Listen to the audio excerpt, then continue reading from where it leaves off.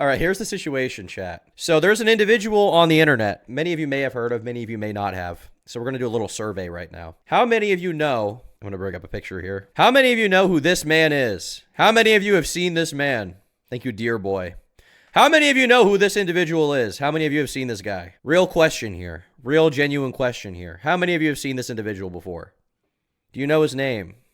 Do you know where he's from? Do you know what he's done? Do you know what he's built? Do you know where he came from? Do you know where he's going? We've got a few yeses, but a lot of no's. A lot of no's. A lot of people saying no. So today we're gonna kind of weave a story. Okay, we're gonna weave a story because I anticipate this will become a big story on YouTube soon, or Twitch. Maybe it will, maybe it won't. Maybe I'm wrong, but regardless, I think it's fun to go through the lore of stuff. Right? It's fun to go through a little bit of lore. Now, I did do a video on the Tom Dark channel covering something related to this individual, this egg, Mizkif, where I read through some court documents. But frankly, there's a much broader story to paint here that I think that I didn't do a great job of painting in that video, just from the background knowledge alone. This is Mizkif, okay? This is a little bit of a meme from his community, okay? A little bit of a meme from his community.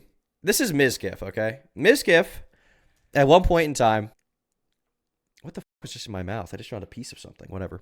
Mizkif at one point in time was one of the most popular people. Everywhere I go, I see his face. One of the most popular people on Twitch. He was absolutely huge. And he's got a pretty interesting story. Okay, he's got a pretty interesting story as a content creator. He started off way back in the day as just a Twitch fan. He was a guy who liked watching Twitch. Okay. And at some point, the story is actually kind of crazy. Okay. He started out as a big fan of Twitch, but he was in college for finance. He didn't really know how it was going to work out. He was like, all right, hopefully I'll get a finance job. Being a YouTuber or a Twitch streamer seems kind of unrealistic, right?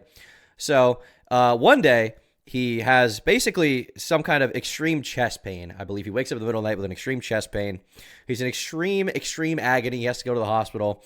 And essentially, he gets diagnosed with a rare heart condition, which means that he has to stop taking Adderall. Okay, he has to stop taking this Adderall, which I think he has ADHD and he was taking it for that. But also, people who are traders in the trading world, in the finance world, a lot of them do take stimulants to stay up and be clicking through trades all day, right?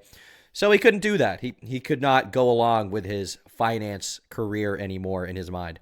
It was kind of over. So he ended up at some point, he moved to California, I believe, and then he came back. But then he started streaming. And the original Mizkif channel is not the channel you see today, okay? The original Mizkif channel is, did he rename it to Mizkif Documentaries? He did, okay. So this is the original channel here, 14 videos. You can see it was created in 2017. And what he would do is he would just make these like little bite-sized documentaries about other streamers, right? And other streamers saw them and were like, oh, this is cool. Someone's making a video about me. Because you have to remember, this is 6 years ago, right? This is 6 years ago. This is before like YouTube documentaries were even a huge deal. Like Down the Rabbit Hole, I think did exist, but it wasn't as big of a deal as it is now. So basically what happened in this situation, okay, watching these streams live feels so weird. I'm so used to Tom Dark live slot. Well, here you are, dude. Now we're live. Now you're in my chat, all right? But he made these documentaries. Some of them got attention. Some streamers started watching them. And eventually, one of the people that watched them was Ice Poseidon, who at the time was one of the biggest people on Twitch and was taking over the IRL category, right? So what happened is Ice is like, hey, want to come out and film a documentary with me? Mizkif says, yeah, sure. So he goes out there. Doesn't really get to film a documentary. I don't know exactly why. Maybe it was due to incompetence from Ice or something like that, but doesn't really work out. But he's still there with Ice, and he has to make the best of the situation. So to him, it's like, okay, why don't we just stay together as gay lovers or as friends, and why don't I just become your cameraman? So Mizkif becomes his fucking camera guy, right? He becomes his cameraman. And at this point, Ice Poseidon is one of the biggest guys on Twitch, so he gets a lot of benefit from being here. Mizkif gets a lot of benefit from being Ice's cameraman. Now, eventually that ends. Mizkif goes off and does his own thing as a streamer, right? He becomes his own streaming entity. He becomes his own streaming guy, which is, pretty impressive thing to be able to do. And he got huge on Twitch. And the thing he got huge for is this stupid door. He would have this door in the back of his room, and anyone would walk through it. Now, most of the time, it was these OnlyFans individuals, okay? Ice Parasite that pretends Ice doesn't exist next. Ice Parasite that pretends Ice doesn't exist. Oh, you're talking about Mizkif? You must be an Ice fan. I wonder how Mizkif fans feel about Ice Poseidon. But this guy got really big. Ice Poseidon gets banned. He keeps getting bigger and bigger and bigger. And the thing he got really famous for at least on the YouTube side of things, mostly, were these clips where he would have sluts on a stream, basically, right? He would have these different girls on a stream. And, no offense, I'm not being derogatory. That's what I've been told they're called by my dad. I'm just repeating what he said, but he would have them on. And it worked out pretty well. He got pretty popular for these streams. And he collabed with big people. He has Jay Schlatt, okay? He has BB No Money, okay? He has Just a Minx. He has Mia Malkova. He has Hassan Piker, okay? He's got a lot of people here. Although I think this isn't a collab with Hassan. I think this is a video of them reacting to Hassan or something. But essentially, he gets really big from doing this content, from networking. He knows every streamer. Every big streamer is friends with him. He's doing very well. He's friends with Ludwig. He's friends with XQC. He's friends with Mitch Jones. He's friends with Asmongold. He's huge. He's absolutely massive in the world of streaming. And he even founds an organization called OTK, which a lot of people would then become a part of on Twitch, right? Like Asmongold, like Tectone, Emiru. He builds a big empire. But one day, it all comes crashing down. It all comes brutally crashing down, okay? In a way that I think shocked the world, frankly. And it's been bothering him. It's been having an effect on him to this day. So here's what happened, essentially, okay? We have to enter a new character into our story here. This will make a great video someday, by the way. Someday it will be a full video, probably on Turkey Tom. But right now, I'm just riffing, essentially, off the top of my mind. Some of these details may be wrong minorly, but I do know the major beats. It's time to enter a new character, okay? One man. True, and yeah, that's pretty true. That's true, and yeah, that's true. That's true. That's true. That's pretty true. That's pretty true. I mean, that's true. Yeah, that's true. That's true. That's fucking true. That's how it is, dude. This man, his name is Tyler Nicknam, okay? Boring Twitch drama. Dude, I'm going to be honest. At first, I thought Twitch drama was boring. The more I read about it, the more it's actually probably some of the most interesting drama online. Because these people have their entire lives on the fucking internet. And they never shut the fuck up. And they all fuck up their lives. And it's great to watch. But Tyler Nicknam, okay? Now, this guy, I will say, has some very entertaining clips. You may know the speech that got him banned from the anti-gooning arc he went on back in the day, okay? This speech. 2 months ago, 1 month ago,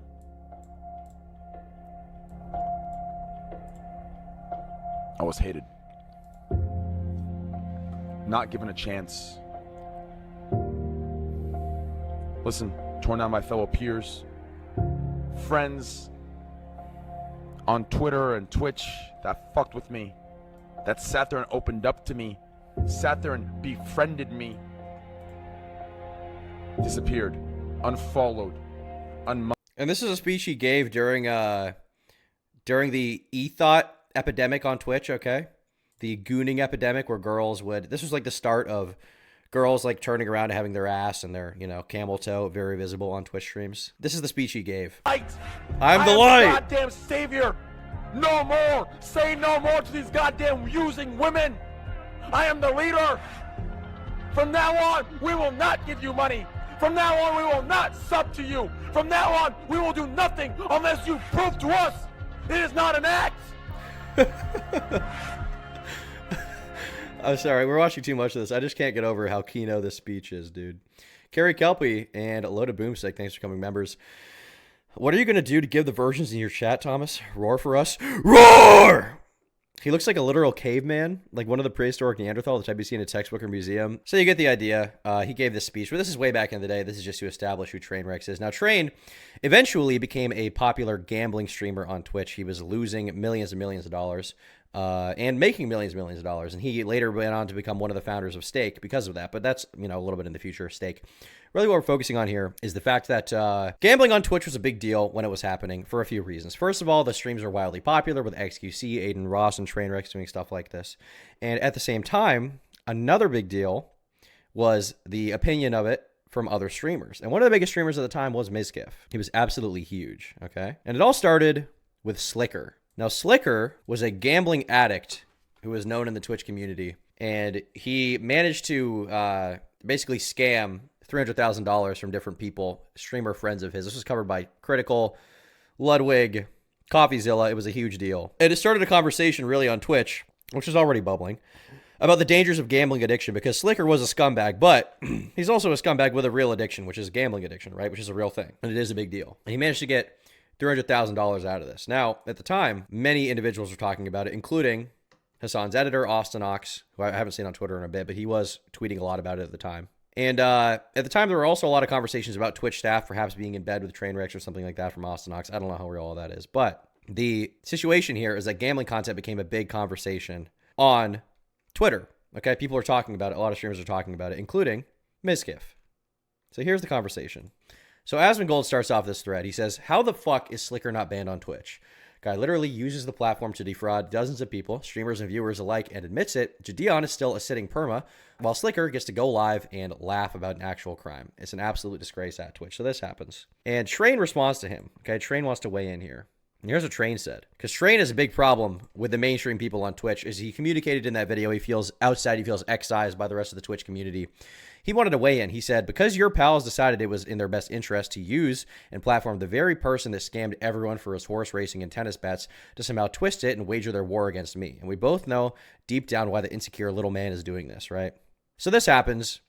And Mizkif responds to this, okay? Here's what Mizkif says. I think this tweet is deleted now. But he says, if we're going to deplatform people for scamming others, shouldn't we have banned you for Joltcoin a few years back? So obviously he's, throwing a little shade at Trainwrecks, implying that he did some kind of pump and dump or shady scam coin, something like that, right? But Trainwrecks was not going to take this lying down, okay? He wasn't going to take this lying down at all. In fact, he wanted to stir up some more drama. So here's what Train said. Train dropped a nuke. Train said, are you going to send Maya and Mitch to railroad and blackmail me like you did those girls to cover up all those sexual assaults, you scumbag piece of shit?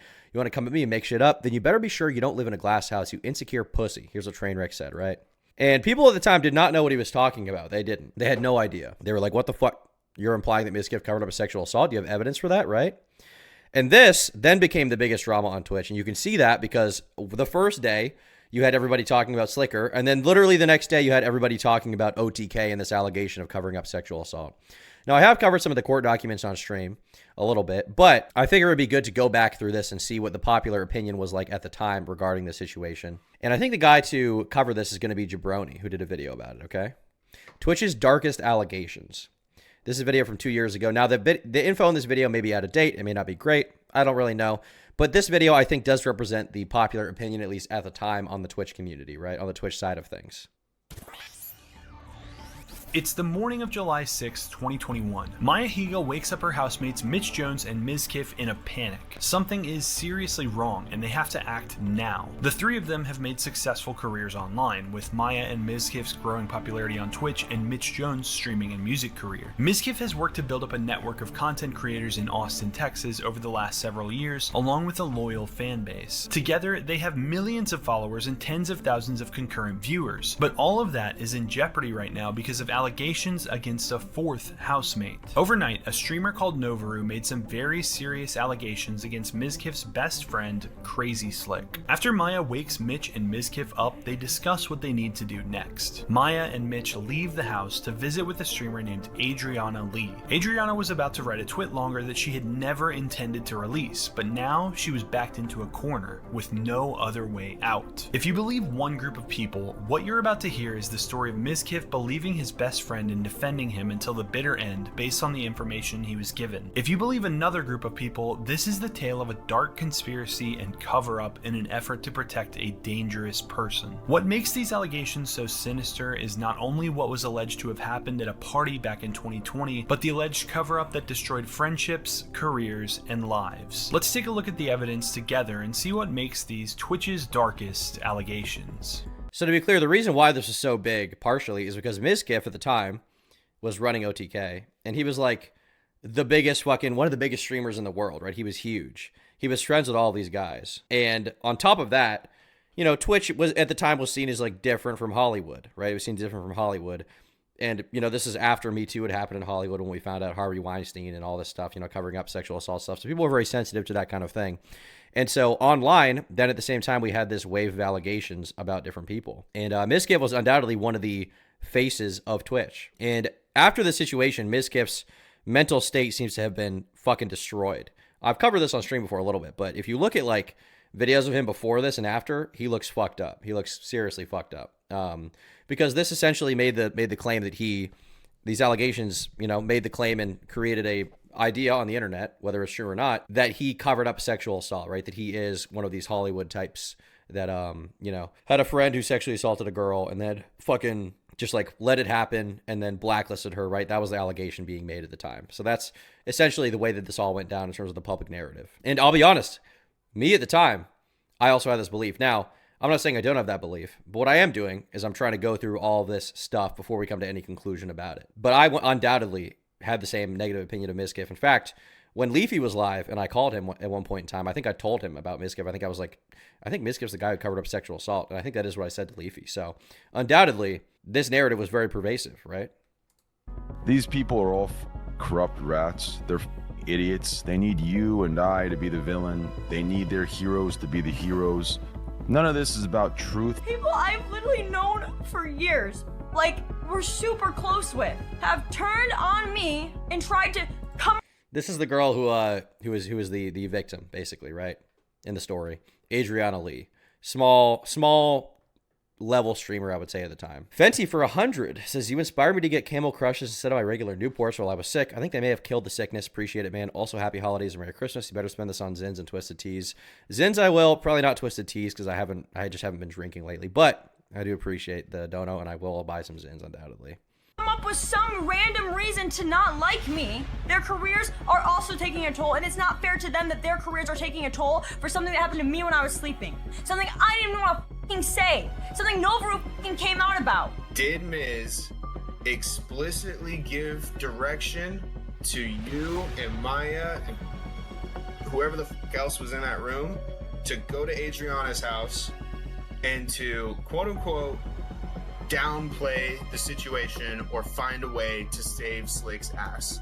Yes or no? The answer to that is yes. I brought Mitch and Maya over, and I was there when Maya was trying to get her to downplay the story.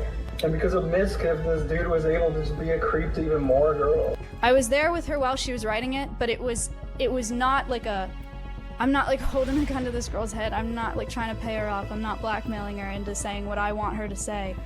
When your best friend is getting canceled, man, I'm sorry you want to act. I'm sorry you just want to act. And like he said here, like Mizkif said here, right? His best friend, Crazy Slick, who I think was not like a huge streamer, but he was a part of OTK and he was, you know, Mizkif's best buddy for a long time. He was the one who was accused of sexually assaulting Adriana Lee, right? That's what the situation is here. And the claim was that he covered it up. The claim is that he covered it up. Was Adriana Lee popular before this? She had an audience. She wasn't like huge, but she had an audience on Twitch, yeah. The thing about Twitch that's interesting is, you know, on YouTube, you see someone who has like 100 live viewers. You're like, okay, this is a pretty small guy, right? But on Twitch, there are a lot of people who get like a few hundred live viewers and they make like bank. Like I've met Twitch streamers who have like a few hundred live viewers and they make like $5,000 a month, which is crazy to me. I don't know how they do that, but they do exist. Their content is dog shit flirting videos on Omegle. I don't know anything about the content. I think she's a part of like IP2 now, which is probably not a good sign. But, you know, she had a bit of an audience at the time for sure. And she was in this Austin streaming crowd. Thank you, Jay, for becoming a member. I don't want to make any predictions, but like I'm pretty sure Mizkif is maybe completely gone. His streaming career might be over. It's the night of January 19th, 2020, and the streamer Nova has her 21st birthday party. In attendance was another streamer named Adriana Lee. Throughout that night, Adriana ended up getting intoxicated because she was comfortable around her friends and trusted them to make sure that nothing would happen to her. While Adriana was drinking, she ended up making out with her other friend Ina, and that caught the attention of someone who was following around Adriana that whole night. Crazy Slick attempted to kiss Adriana multiple times throughout that night. Eventually, while Adriana— This guy looks like me, which is a bad sign.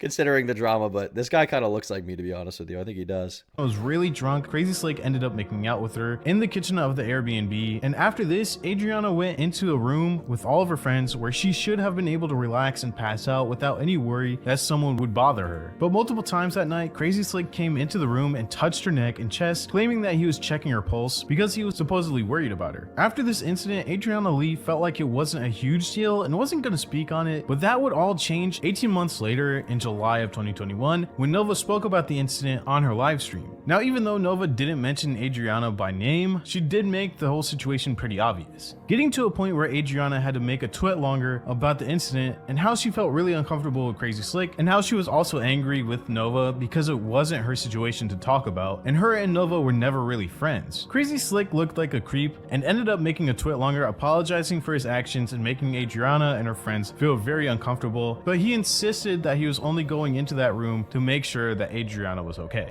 Over the next year, the landscape of... Now keep in mind this situation, what he just described, that happened and then it died. Like nobody thought about it. It did not escape the Twitch community. It stayed inside of it. Like Novaru says this shit, Adriana makes her tweet longer, Crazy Slick makes his response, and then it dies. Nobody talks about it past that point. It all just goes away, right? It all goes away. It was not long after all this happened, Maya and Mizkif ended their relationship and Schlatt left OTK. Yeah, Schlatt seems to be just like, whenever a controversy happens, he's just like, all right, I'm not dealing with this shit, basically. Happened with Carson, happened here, right? He's just like, this is gay, I'm getting out. Which, you know, in fairness, I don't really blame him. Twitch underwent radical change. Popular streamers were approached by online gambling companies and offered massive amounts of money to gamble on stream. Many streamers were gambling on Twitch without sponsored deals just because they enjoyed it, and it brought in a lot of viewership. But for the ones who made deals, the level of wealth they were handed is astounding. One popular streamer during this time became the face of gambling on Twitch, Trainwreck. He wasn't the only... The Ape, the president of Ape Gang himself. This is it, all right? This is our boy. This is our boy. By the way, there is one fucked up clip of Trainwreck's, which kind of made me feel bad for him. He did this stream, Trainwreck's last sober stream. Okay, here we go. A viewer asks Train if he's ever done a sober stream. Have you ever done a sober stream, brother?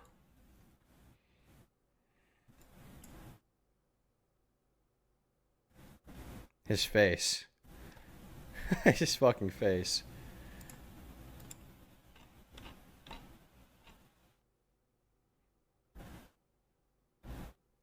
His face. This guy is cool. This guy's fucking funny, but yeah, essentially Trainwreck was the biggest gambling guy on Twitch at the time, right? He was huge. Can't compute. I mean, he did compute. He just, you know, he just realized that he didn't get the output he wanted, I guess. Only streamer taking gambling sponsorships on Twitch, not by a long shot, but the level of money he was pulling in made him a lightning rod for controversy. At one point, he said he was making in excess of $1 million per month. Another streamer that was offered a huge deal was Mizkif. On a stream in April 2022, Mizkif revealed that he had been offered $10 million a year to gamble on stream for just 15 hours a month. The reason he turned it down tells us a lot about who he is. The biggest problem I had with it is I would have to move to Canada. That it really was to me, like, what I was thinking about the most. Like, I don't want to move to Canada. I don't want to be alone. I don't want to, like, it almost made me go like, I would never do it. Others on the platform. I think the reason why you'd have to move to Canada would be something regarding U.S. law around online gambling, because I don't think that Stake or these other websites are regulated by the U.S. I assume that would be why, but I'm not totally sure. Were not able to resist the urge to gamble, though, and for some, pastime turned into compulsion, and compulsion opened up. Fun fact says Train's been doing gamble content since the CSGO cases days. I'm sure he has, but this is like a different level, right? Like that was happening. That was like video game gambling. These gambling sites were seen as much more real. It became a much bigger conversation on Twitch. Into the abyss of addiction. One streamer who found himself in this dark place was a streamer called Slicker. Slicker had secretly gotten extremely addicted to sports betting. It was not going well for him financially, but most people weren't aware how deep a hole he had dug himself. In September of 2022, the dam broke, and a flood of people went public with their stories of how Slicker had messaged them asking for money and then never paid it back. Popular financial YouTuber CoffeeZilla released a video on September 19th showing that he had found evidence of 55 victims who had been swindled out of at least $384,000 by Slicker. Some people saw this as an opportunity to make a push to ban gambling from Twitch once and for all. People with large audiences. Why is it okay to play poker, but other forms of gambling aren't okay? I mean, it's like a weird, it's a weird standard on Twitch, because like Amazon had ads for like DraftKings and other like sports betting sites. Meanwhile, a lot of the streamers were like condemning gambling entirely, which was definitely kind of like a weird thing, but yeah. Audiences like Ludwig, Pokimane, and Mizkif tweeted that it was time for Twitch to do something. They were like, Twitch, ban gambling now. They were all vying for this. And these are like the biggest people on Twitch, right? These are, you know, someone like Hassan, someone like Mizkif, someone like Pokemon, these guys were in the in-group of Twitch back in the day, and they were like, Twitch, ban fucking gambling, which obviously Trainwrecks didn't like because he sees them as cringe virtue signalers, and on top of that, he makes such, money from, he makes so much money from gambling on Twitch. Why would he want that to be banned, right?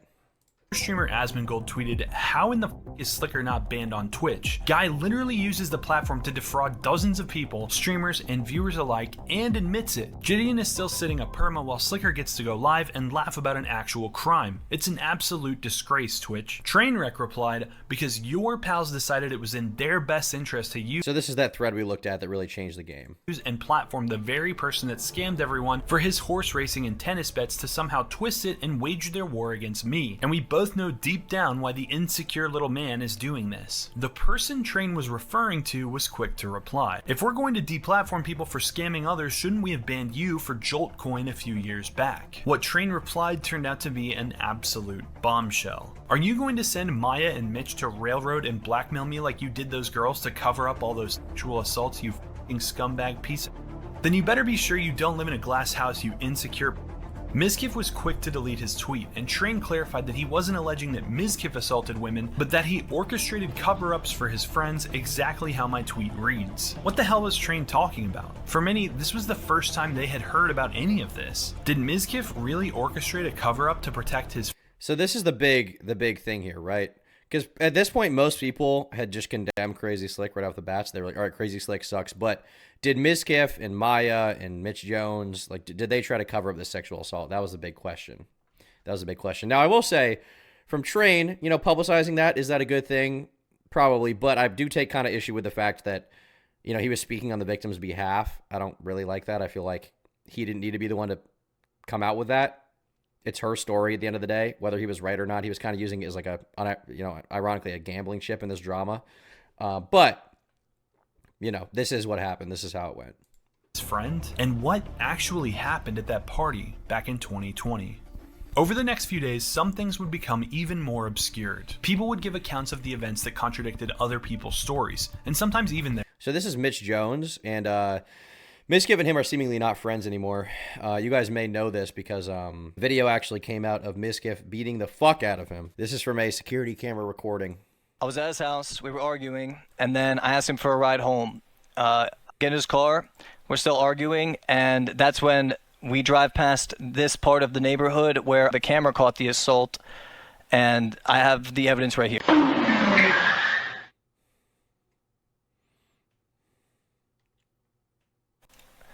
So that was right before the assault. This is directly after the assault. Trash! Want to do it again? Huh? You said you could take me 7 times. You didn't listen to yourself, you're drunk and on cocaine. I tried to talk to you as a friend, you're treating me like shit. You think you're gonna kill myself. And all you can say is fuck you. It's all you do is say fuck you. You treat me like shit. You said, come on! You pulled me out of the car, you said, let's go! You can't say, let's go! So, I got knocked... And at the time this happened, this was 10 months ago that Mitch Jones brought this out, but pretty much everybody just fucking shit on Mitch Jones. They were like, you deserve that, probably, because they didn't have all of the, details, and obviously there seemed to be stuff that Mitch Jones was leaving out, so they were like, all right, Mizkif probably had a reason to, beat the fuck out of him. I mean, if you look at the comments, Rat Jones back at it again with the lies. You tried pulling me out of the car and said, let's go, on top of him ending the video with him opening the door and then starting it again after everything that happened. Safe to say this dude got what was coming.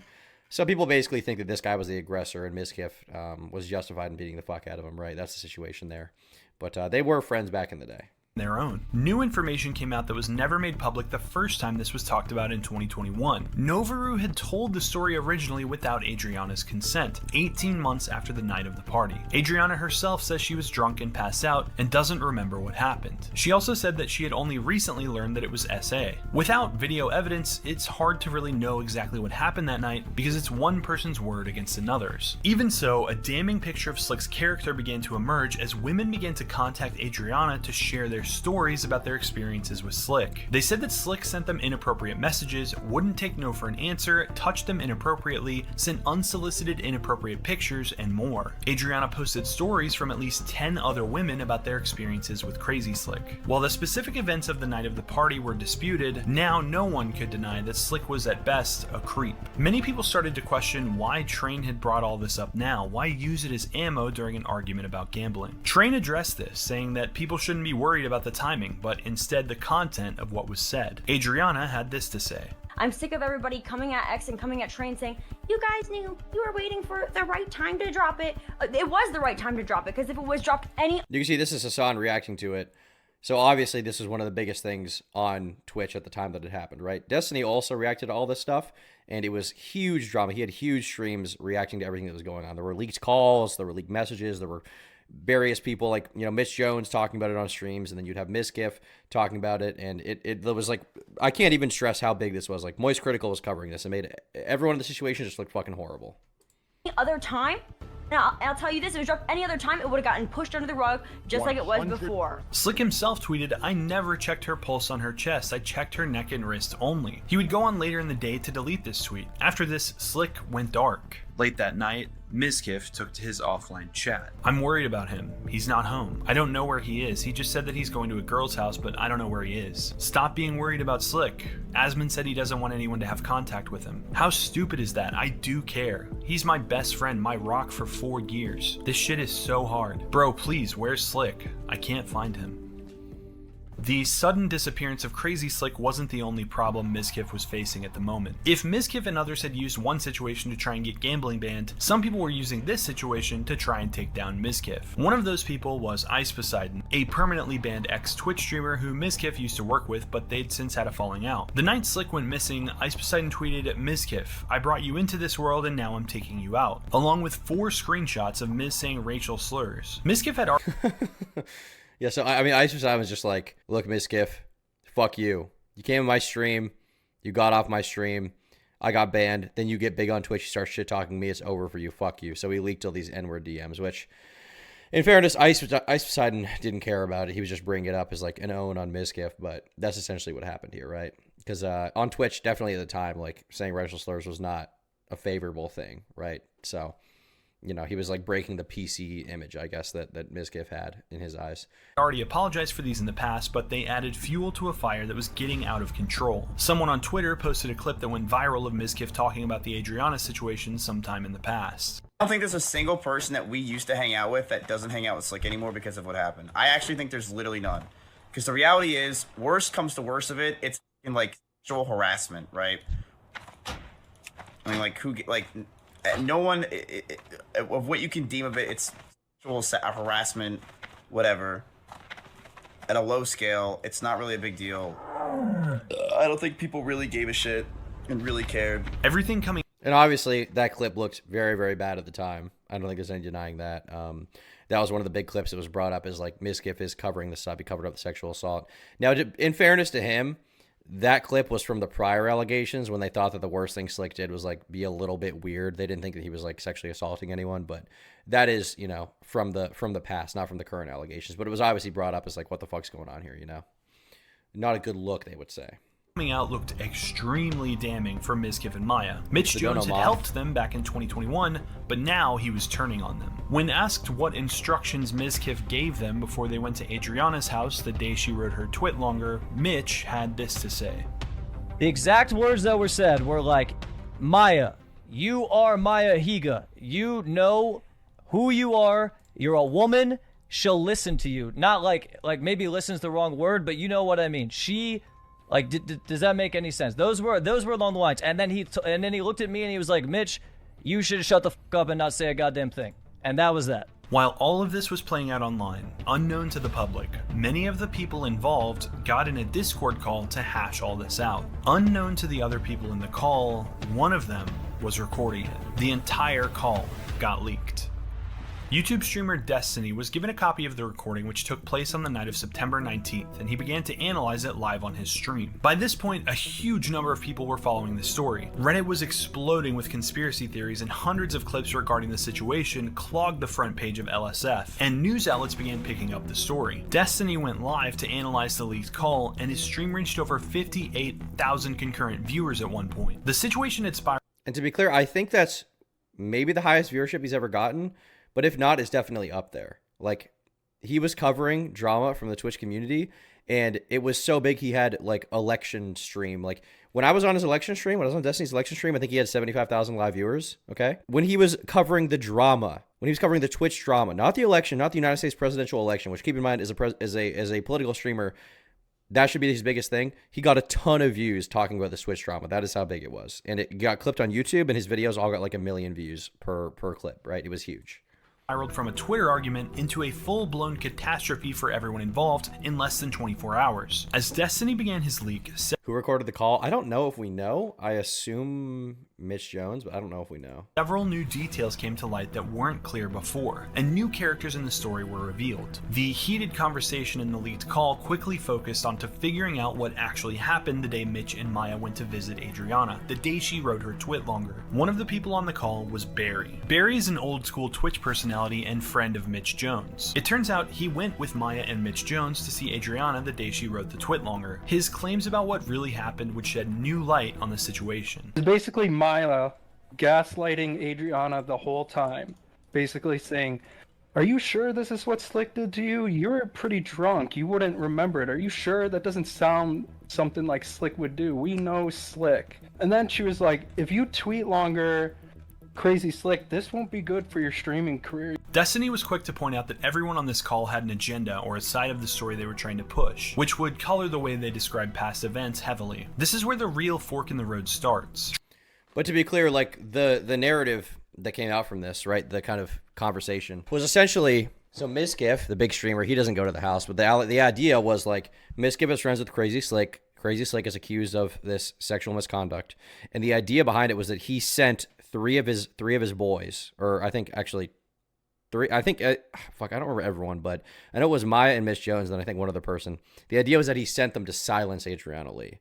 But the perspective of Mizkif and Maya is like, we didn't want to silence her. We just wanted to understand what the fuck was happening, right? So that's kind of the different sides of this. Is there actual evidence or just claim and anonymous calls? For what specific claim are you talking about, Marco? As far as actual evidence, I mean, there's no direct evidence of, like, for example, the assault, right? It's eyewitness testimony, if that's what you're asking. And the same applies for this conversation being had in person, like the supposed cover-up. Like that, it's all like witness testimony, like people saying things and then it being brought up. But yeah, that's essentially what it is. Trainwreck and Barry characterized the fact that Mizkif sent Maya and Mitch Jones to visit Adriana before she wrote the twit longer as malicious. They claim that Maya was there to gaslight her, to bully her into downplaying the situation and make Slick seem like he wasn't such a bad guy so that Mizkif wouldn't have to kick him out of the house and end their friendship. Train claimed that just the fact that they showed up that day was a power play to intimidate Adriana and sweep the whole thing under the rug. Barry said that Maya had encouraged Adriana to either post the twit longer anonymously or not do it at all. But if Maya had gone to get the facts from Adriana, to question her to see if Slick had really done something worthy of being kicked out of Mizkif's house and cut out of their lives, her tough questions could easily be construed as something more sinister, even if that wasn't the intention. It's not just he said, she said it all. Crazy Slick admitted to most of it and 3 people witnessed it. Yeah, but what the guy's asking is, like, for direct evidence, I assume what he's saying is, like, is there, like, a video recording or something, right? It's not just he said, she said. It's not as simple as that. But what he's asking is, like, is there, like, some fucking video or something, like, dead to rights proof, I guess. But obviously, if someone admits to something, then that is, like, you know, if someone's accused of and they're like, not that there was, the allegation here was never, but if someone's accused of anything and they say, oh, I did it, then obviously it's like, okay, well, you must have done it, right, if you admit to it. But yes, you are right. It's not as simple as just, like, he said, she said. Exactly what Maya's intentions were that day and what was said between her and Adriana, we may never know. But Maya would go live later in the day to tell the story from her perspective. And I asked her if she thought that Slick... And this is the most confusing thing to me, because, like, obviously these allegations are very serious, but these people are all streamers. And I know, like, streaming is their format, but when you respond to an allegation this serious, I feel like it's better to do it in a video. So it's like, more prepared. You know what I mean? Like, it's generally better to do it on a pre-recorded video. Like, and it's not just like, oh, well, if you're innocent, you'll look good on the stream. That's not how it is. Like, if you're on a stream addressing allegations, you might fuck up or get emotional, obviously, whether you're guilty or not. So generally, I think doing a pre-recorded response is generally a good thing. And responding to it during the height of the drama, when all the claims are being made, is usually not good because, like, more claims could come out after. So off the cuff is a bad idea. I think it's, you know, if any allegation happens against you as a content creator, like, just wait a couple days or a week or a couple weeks if you need to. Just, like, make the best response video you can possibly make. Do not stream it. That's a terrible idea. Actually assaulted her. And at the time, we agreed, or at the time, she said no. So I said, okay, could you include that in your twit longer then? Was there a power dynamic in that situation? Because I'm a bigger streamer, yes. And I feel bad about that. It wasn't my intention to introduce that to the situation. I wasn't trying to impose that on her. I wasn't trying to pressure her, you know, or like force her into saying something. But did it naturally exist? Yes. Back in the leaked call, Mizkif had a very different take on what had happened that day. I want you to listen to the scenario. I woke up. I remember the whole day. It was one of the scariest days of my lives. My best friend in the whole Thank you world, for the dono, Slick, Duffel, is getting accused of, people are saying he's about to get canceled. I run in his room. Maya's crying. I'm freaking the fuck out. I'm hyperventilating. Is this a serious enough situation to get the police involved? I mean, if you think you've been sexually assaulted, I feel like you should get the police involved. That's probably the best case scenario. Yeah. I would say if you think that any crime's been committed against you, which sexual assault is a crime, then yeah, you should probably contact the police. I would say so. If you didn't contact the police, does that mean you're like, it didn't happen to you? Not necessarily, but generally it is a good idea to, like, before you do anything, call the cops, try to get them involved. They can't always do something about it. Especially if it's like, cause obviously with like, you know, there's more physical evidence usually than like sexual assault. Which is like obviously like a lower level thing. I guess the distinction here would be like being like full on gorilla mode versus like sexual assault. Like what's claimed here is Crazy Slick like groped a girl, right? Obviously there's less physical evidence of one of these things, right? But I don't think that in this situation, I don't believe that Adriana Lee went to the police because I believe she didn't even know that it happened because she was asleep. I think someone else told the story to her basically. Mitch is there. We're all trying to figure out what the best time to report is right after it happens. Yeah, of course. the we can do for my best friend, right? I care about Slick. I fucking do. I love the guy. And people were telling us, mainly Barry, that, yo, Adriana Lee's about to come out with some shit. I am freaking out, and I'm literally crying because I'm saying to myself, I'm going to lose my best friend. I'm going to lose my best friend in the entire world. Maya's upset. Mitch is sitting there. We're all freaking out. So then I tried to get answers. I tried to get, what is Adriana Lee thinking? What is going on here? What's happened in my best friend? I wanted to know. Mizkif's motivations didn't make sense to anyone else in the call. Why would he put his entire career on the line for a guy who had such a mountain of allegations against him? When your best friend is getting canceled, man, I'm sorry you want to act. I'm sorry you just want to act. During the course of the conversation, it becomes apparent that Mizkif was still holding out hope that somehow Slick wouldn't be canceled, and the conversation turned into everyone else trying to convince him to cut ties. Mizkif said that his lawyer was texting him, and then his mic went silent. On Twitch, Adriana Lee had gone live. Adriana explained that a story that she hadn't even intended to tell publicly had been haunting her life for the past 2 years, and sought to clear the air of Nick in chat says, all sex must be recorded on video and made public so influencers can analyze for sexual misconduct. Frankly, I agree. Frankly, I completely agree. And that's how you guys know that I haven't had sex ever, because it's never been recorded. Because if I did have sex, I would record it and post it on my YouTube channel. So I'm glad you guys can recognize that. Thank you, Duffel, for the dono. About a lot of things. I don't know what is assault defined. He did not me. He did not stick a finger on me or whatever, but he did try to touch my chest. He touched my chest multiple times when he was asked to stop. Multiple times. He kept insisting multiple times to do that. Adriana then called a crucial witness to get his recounting of what actually happened at Nova's party. This friend's name is Kyle. Kyle is the only person who has come forward with an account of what happened who was actually in the room that night, aside from Crazy Slick. Adriana was there too, of course, but she was not coherent. Can you please just tell the story, because no one's gonna believe me, because I'm a quote drama who's fishing for attention, and you are the person who's there who doesn't even have a Twitch channel. So I would just love for you to tell the story really fast to the audience. Adriana was just passed out in a bedroom, so we were sitting there taking care of her, making sure she's okay. And then Slick came in multiple times, saying like, "Is she okay?" And you know, saying that he just wants to feel her pulse, and like was like, you know, touching like your chest area and like your pulse, and like after we're telling you like, you know, stop. I thought she was unconscious, not just incoherent. I thought she was unconscious too, but I could be wrong. I could have been wrong. To be clear, I don't know all the ins and outs of this drama, so I probably fucked that up. So I'm just gonna take her word for it right now because I think that I fucked that up. Just saying. I think that was my misinformation rather than her own. I guess what she's saying here is that she was drunk. To my knowledge, there's no inconsistencies with her story. I could be wrong, but yeah. Stop, we're good. You know, we're here. Just, you know, we're watching over here. We're making sure you're okay. You don't need to do that. We asked him to leave, and he just kept doing that over and over and insisting that he needed to make sure she was all right, and just kept like trying to touch you like in your chest area. So this guy's saying that, you know, they told Crazy Slick don't do that, and he kept going for it, right? That's essentially what the allegation is, right? He touched her once. They were like, "Hey, don't do that." He was like, "Oh, I just need to make sure she's okay," and then kept touching her. That's what the claim is. And that's not even like the one thing. Also, him trying to like kiss you and Anna, who's my girlfriend, at the party the same night. So it's like not just that one situation, but when you ask someone to stop doing something to someone who's like incapacitated, then you should stop. Adriana went on to claim that Maya had promised her that she wouldn't be kicked out of the friend group or blacklisted from the Austin streamer community if she came forward with her story. But according to Adriana, that's exactly what ended up happening. Like, I wanted to give up on living because of the fact that it was just a joke to people. The fact that I was touched was a joke to people and that nobody seemed to fucking care. And I saw right in front of my eyes the people that I thought were my friends leave, disregard our friendship for clout.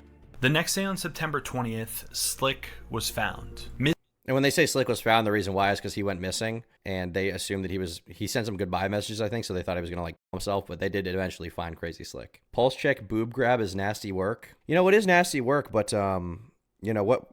Where else are you supposed to check? I mean, some say the neck is the greatest source to figure out someone's pulse, but I would argue the breast, especially if they're double Ds, is in fact the greatest source to check for a pulse. It's just much more reliable, you know. The thing about women is they actually have two hearts, and if both hearts are not beating, then that means that she will die very soon. So she has one heart that's located in her neck, which is where you check, okay? And she has another heart in her right breast, so you have to be checking that at all times, obviously. So it makes sense, guys. It makes sense. Come on. You have to check both hearts. We all know this about female anatomy. I know it. You know it. Okay? Maybe you don't know enough about women, but I do. Mizkif finally realized what he had to do. That night, he released a public statement. Hey guys, to update everyone, we found Crazy Slick. He has not harmed himself. After hearing from Adriana and the numerous other women who have shared their experiences with him, it's clear that he's not the person he made himself out to be. In terms of his living situation, Slick has been told to vacate our house as soon as possible. I appreciate and support those who were brave enough to come forward with their stories about his behavior. A little while after Slick's misconduct came to light last year, I made some inexcusable statements on an alt stream after some chat messages got to me. To Adriana and all those affected by sexual harassment, I am sorry for those statements. Sexual harassment, regardless of degree, can never be considered small, and while my intention was to clarify a misleading chat message, I chose my words poorly and my response came off as downplaying what should never be downplayed. He went on to say, I am sorry to everyone affected by this situation. I made bad judgment calls based on what I was led to believe, and I deeply regret it. I also want to apologize to OTK, our staff, and our partners who put their trust in me every day to represent our organization in the best way I can. OTK has informed me that the organization is in the process of contracting a third party to Yeah, Dickers in chat brought this up, and I think I may have even fucked up the names earlier, but the confusing thing about this drama to outsiders is there's Slicker, the gambling addict who scammed people, and then there's Crazy Slick, the guy from this situation, right? There's two different people with similar names. People were confusing them all the time and didn't know what the fuck was going on. Investigate the actions above. During this time, I will be taking a leave of absence and stepping away from organizational duties. So, to get into it, 90% sure she was on the Caleb Hammer show. Yeah, Adriana was, and her bank statements were crazy. It was just like, bro, you ever see how a girl spends money? It's like, it sucks. I mean, maybe it's just me. Maybe it's just the girls I've met in my life. But seeing how girls spend money and like the things they prioritize and blow money on is crazy. It's absolutely nuts. They just buy so much bullshit. They buy so much trash.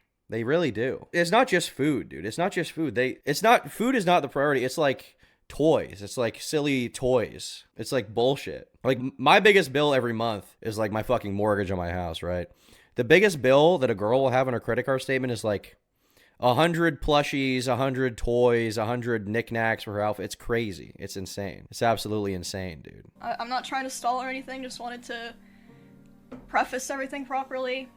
So to get into it, as of today, Slick is gone. He is gone. He'll be back on Sunday to pick up his stuff, but he's gone, and he's never coming back. Once again, this is the weirdest thing to me. The way that they respond to it on stream just seems like such a bad fucking idea. Obviously. Just a few days later, Maya also released a statement, part of which said, "I did not go to the house that day with the intention of manipulating Adriana's story. I did not cover up SA. This would not be possible as even Adriana did not consider the incident to be SA until this past Monday, as she said on her stream. Adriana's feelings regarding the situation have rightfully changed since that day, and I support her. On that day, I was only able to operate off the information that was given to me by Adriana and the eyewitnesses at that time." Maya went on to say that she would be stepping away from the internet indefinitely. Slick has deleted his Twitter, but his Twitch remains a snapshot of a time that probably feels a world away from him now. Adriana has said that she's been working 2 jobs to support herself ever since her streaming career was stunted by all of this. And Mizkif's greatest fear has been completely realized. He said no to $10 million a year because he didn't want to be alone, but the fear of losing his best friend pushed him to either not look hard enough at serious allegations against Slick, or possibly to actively try to cover them up. And now he's lost his best friend anyway. Mizkif might also lose his place in the organization he founded, and a lot of people have been hurt badly, including the real victim, Adriana, whose story has finally been brought out into the light. Despite the ongoing third-party investigation into his conduct, Mizkif seems optimistic that he can salvage his career from this. After all, he did finally make the difficult decision to kick his best friend out of the house and cut ties. So he's returned to streaming, and his audience has returned to watching him. All he had to do was pay the one price he never wanted to. So the comments on this video, here's what people are saying. This is a story about power. Groups of people who called each other friends were actually higher or lower ranking in hierarchy. Those with the power were so used to wielding it, they don't really even seem to realize what they were doing or that it was wrong. Love how every guy is average looking at best, while every woman looks like a model. Twitch is a weird place. All right. Well, here's this update from Jabroni from a couple months ago. Well, I guess more like half a year ago. As of the time of writing this, Adriana Lee filed a defamation lawsuit against Mizkif, Maya Higa, and Crazy Slick. After over a year of proceedings, the judge has thrown out all claims save one. Maya and OTK are completely absolved of the defamation that was alleged, and Adriana Lee has been ordered to pay $50K in OTK's attorney's fees. The case is not yet formally closed as of today, but this looks like a pretty definitive win for OTK in the courts. I'll be keeping an eye on this further, and may or may not have to make a follow-up video. So there was an OTK internal investigation. And the investigation, there was an external investigation by a third-party law firm. I think it was the same law firm that Mr. Beast hired, actually. They investigated OTK. They found them innocent. Obviously, you had people who are like, they're fans who are like based, and then you had people who aren't their fans or are kind of drama viewers who were like, you investigated yourself, haha, shit like that, right? So that happened. But Mizkif, if you look at videos of Mizkif from before this happened versus like, in the past, I would say like year, especially a year ago, it's a fucking difference. Like, look at him here, okay? You really want to try this? Yeah. See if it's on. Wait, I should probably take my metal necklaces off though. Okay, Jenna. Just ignore the women. Am I going first? Ignore the women. Yeah, sure. Wait, is this a you want to go shot shot for shot? Oh. I feel like you're gonna dominate me. I don't know. I think last time I wore one was. Stop, Jenna. Stop. He seems somewhat lively, somewhat, excited to be there. He's having fun. But if you look at him more lately, he is like, he's fucked up. He's definitely fucked up. I recently made a video about how my gym is failing, and we got about 1,000 hate comments from people like you. So today, I'm going over some of these comments with some of the great people that own this gym. Joe Schmo writes, with 1-star reviews on our Google, too many girls walking around with tripods, not a serious gym. Joe, you're right. There's too many women walking around with tripods, which is why, starting today, we decided to give equality back to men. Here you go, sir. Thank you. Working out. Like, frankly, he looks tired. He looks fucked up. He looks like he's not in his best headspace. And that was also made clear by, you guys maybe remember Henry Resilient from the Too Mad drama. He was covering that stuff back in the day. And he made a video about this, which one was it? It was played this out. stream that Mizkif did, and at some point on it, he was like all fucked up over it. He was having a bad time. It was this stream where he was like crying, like he had like the camera off, but he had like his like coming soon thing or like end of stream thing on screen. He was like crying, having a really bad time. It wasn't good. But why am I bringing this all up? Like, why am I talking about this? Right? You may be questioning what the fuck is the reason I'm bringing this up, right? Well, the reason why is because Mizkif has made several statements recently where he said that he plans to actually make a video addressing all of this in retrospect and covering it, right? He plans to talk about it. He plans to go over it. Now, we'll start off with this first, which is an announcement from Crazy Slick, okay? Mizkif's best friend, Crazy Slick, plans to return stream to tell his side of the story after being accused of sexually assaulting Adriana Lee. So he's planning to come back, basically, right?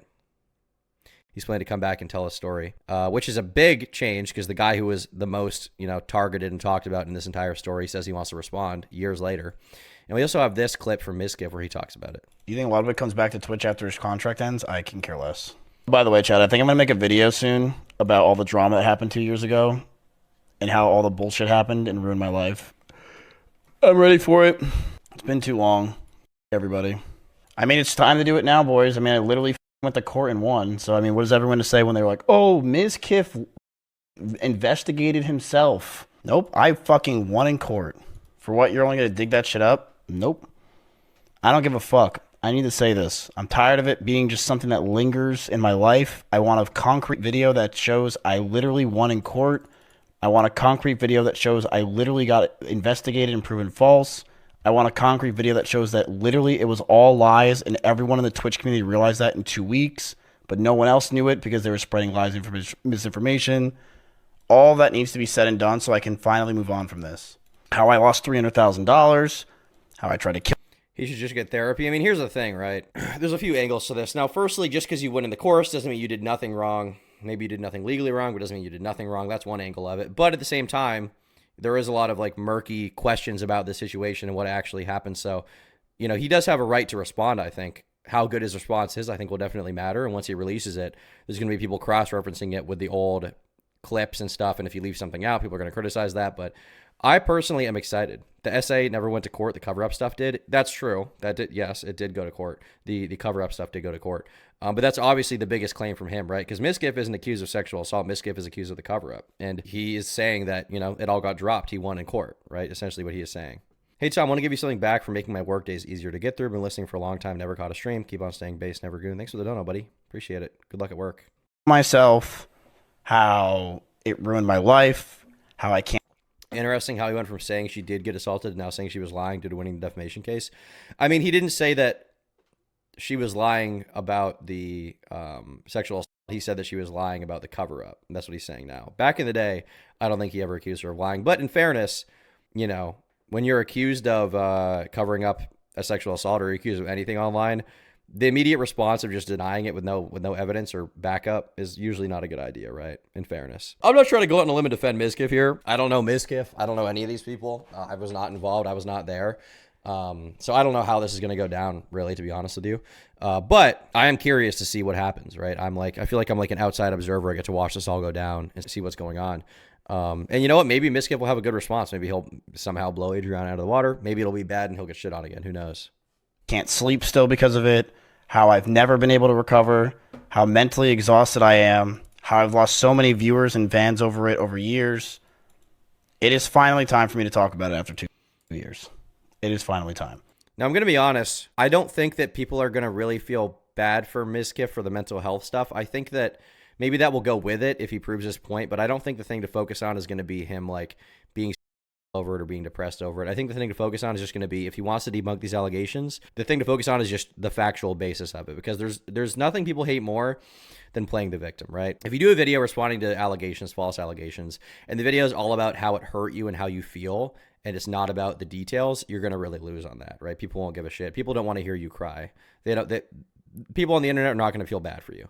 What they want to hear is if the evidence you have in your favor is good, if you're able to disprove the claims about you, right? I don't think I ever wanted to make that video in the past few years. Not to shamelessly self-promote, but I made a video about this drama showing why no one should believe a word Adriana Train and Mitch say. Fun_facts. You're saying you made a video? Is it watchable or is it garbage? Let me try to find your channel, buddy. It seems impossible. What's the title of your video? Fun facts. If you want me to take a look at that. But I know now I'm finally ready. And Ludwig for fucking literally making that video that was completely false and calling out the Wigga, calling out the Ludwigga. Just removing it, despite the fact that literally it was false, and then making another video and then putting it in the middle of it, thinking that that's okay to do when I tried to myself over his accusation. I don't care if he's depressed because people are mad he kept touching an unconscious girl. Okay, so learn, to be clear, Mizkif is not the one accused of touching an unconscious girl. Crazy Slick, his friend, is the one who's accused of that. Mizkif here has not said anything about defending Crazy Slick. He's only said things about defending himself. That's all he's talked about. What does Ludwig do any drama stuff when he messes up every drama? I mean, he gets a lot of views. I mean, he hasn't messed up every drama. In fairness, like I've seen, you know, Mogul Mail, he has, when it involves like people he knows, I feel like Ludwig typically does a bad job, but I'm not talking about this situation. We're talking about Hassan, but Mizkif has made, or sorry, not Mizkif, Ludwig has made like fine drama videos that I've watched and been like, yeah, that was a decent explanation. That was totally a fine watch, you know? Which were false. Fuck that. Didn't even tell the How do you mess up the Mizkif drama? I don't know. We'll have to see what Mizkif says in the video. Story. Hope you actually do it. I am. I'm legit going to do it. It will be happening. And I will mention that Ludwig tried to do it again for the second time. I did never deserve what happened to me. It ruined my life. It ruined my family's life. It ruined my everything. It ruined everything. I'm glad I fixed it over 2 years, but it took 2 fucking years to fix. And it should never have been fixed in the first place. And I still don't get sponsors for something I never did. Yeah, no, it's 2 years of my life that's been ruined. It's 2 years of my life that I had to work back. For what? For what? I shouldn't have to work back what I got. I literally didn't do anything wrong. Why'd I have to work for 2 years so hard when I didn't do anything wrong? I never did shit. And I want a video so when people say, didn't Mizkif cover up sexual? They go to a video and they say, this has been proven false by the courts. The K Brid says, I feel like there's no way this ends well for Mizkif. Bring this all back up. He really did make it through the drama and this risks all that. I mean, here's the thing, right? I think that because he's saying he says he did nothing wrong. If he genuinely did nothing wrong and there's no accountability to take and he feels he can prove that, it would only benefit him to come out about that, right? It would only benefit him, but he would have to have really all of his I's dotted and his T's crossed over there, because if there's even one little detail that he fucks up, it will fucking destroy him. But if he does it well, it could exonerate him and it could improve a lot in the future. But it is interesting to me to see, like, Crazy Slick apparently has announced he's coming back to make some kind of response to the allegations at the same time that Mizkif is coming back. Like, are they working in tandem? Are they working separately? Because I thought that I had heard Mizkif say he wasn't friends with Crazy Slick anymore because he was a terrible person. So, like, what is going on here? I don't really know. I don't exactly know. Trainwrecks and Mitch Jones being credible sources for 3 minutes 33 seconds is the title of the video. Okay, let me check that out. That extrovert artist.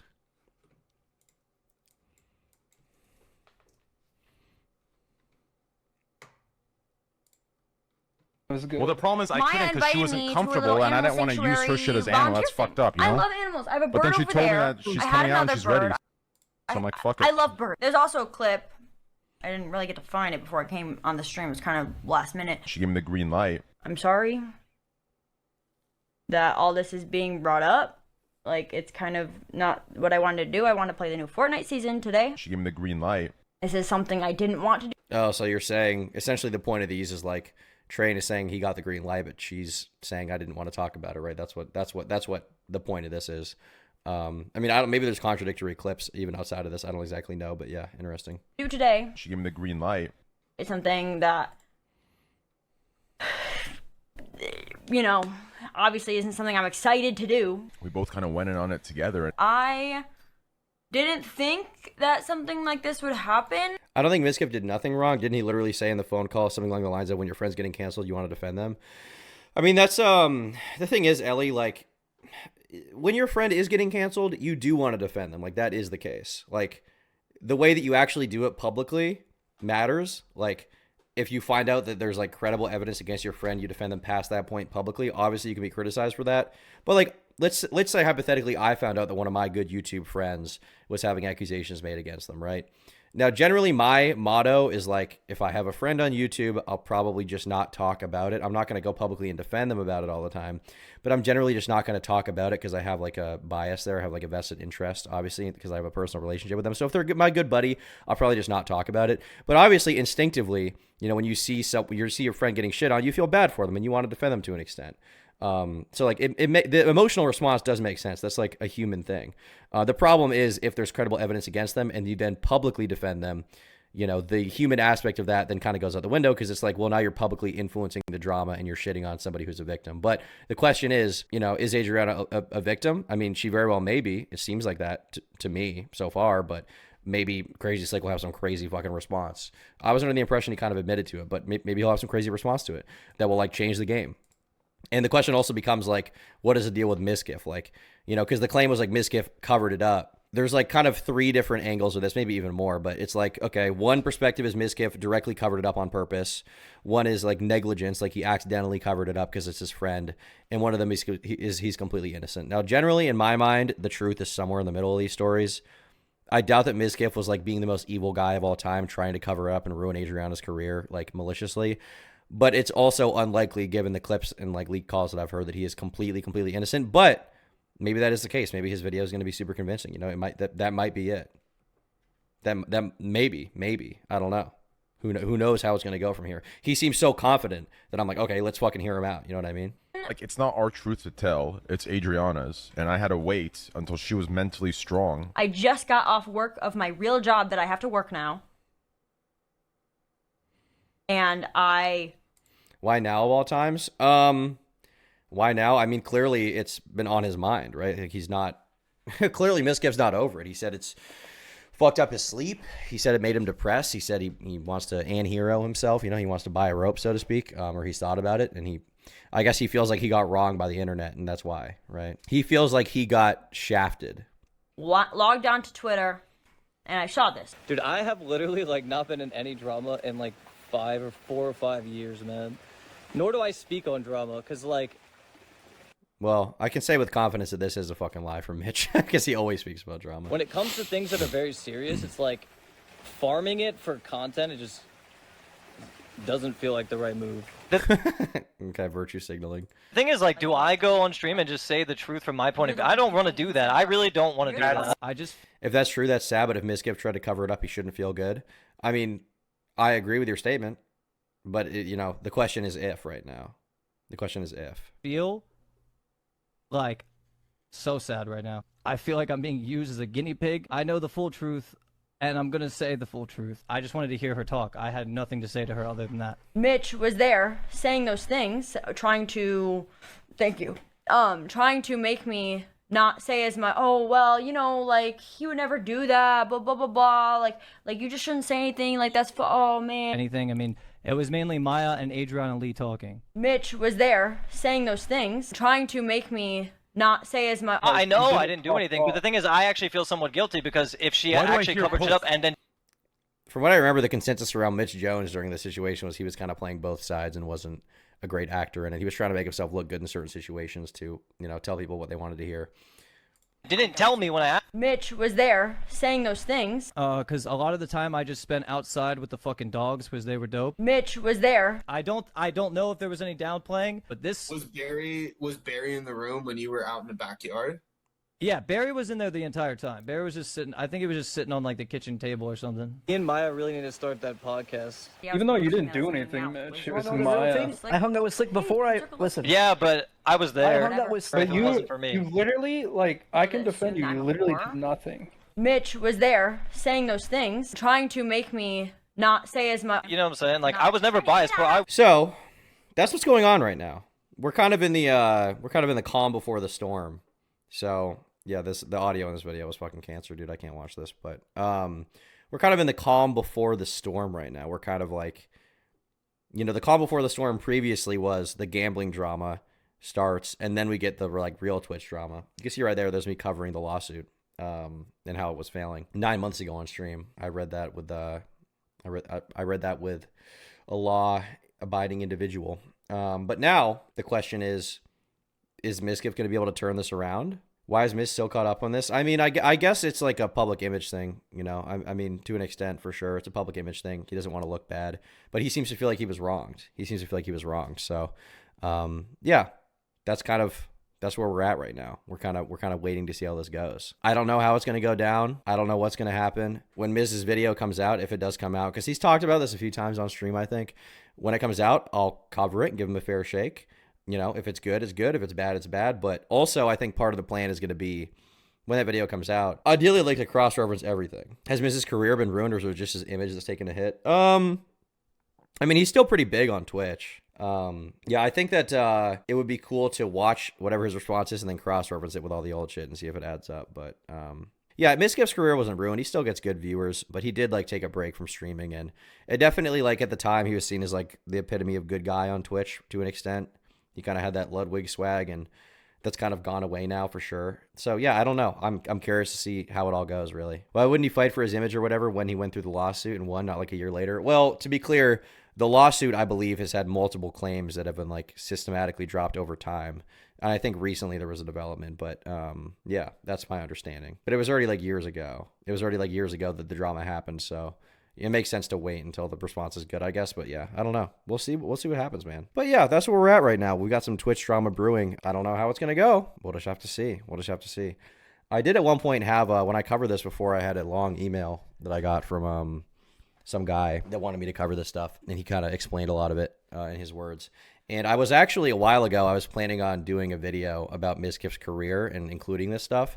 But the reason I've been putting it off is because he was saying he was gonna respond at some point. So I was like, all right, I'll just, I'll wait and see how it goes. And it seems like now he's gonna respond. So now we actually do have a new development that's gonna happen. And playing the waiting game for now, for sure. Playing the waiting game.